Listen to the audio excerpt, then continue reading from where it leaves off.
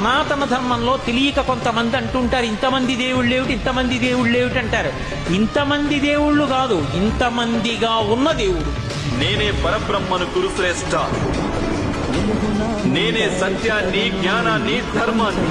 పార్థ, దివ్యములై నానా విధములై అనేక వర్ణములై అనేక విశేషములు గల నా స్వస్వరూపమును కన్నులార దర్శింపుము. కేవా ఎల్ల దేవతలు, ఎల్ల ప్రాణులు, బ్రహ్మాదులు, ఋషీశ్వరులు, వాసుకి మొదలుగుగా గల ఎల్ల సర్పములు నీ యందు నాకు గోచరమగుతున్నవి.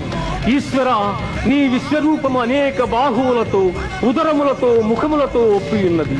అట్లయ్యూ నీ ఆకారమున ఆద్యంత మధ్యమములను గుర్తింపదాలకున్నాను.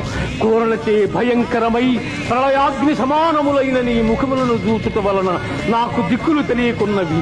కాన ప్రభో, నా యందు దయయుంచి నాకు ప్రసన్నుడవు కమ్ము.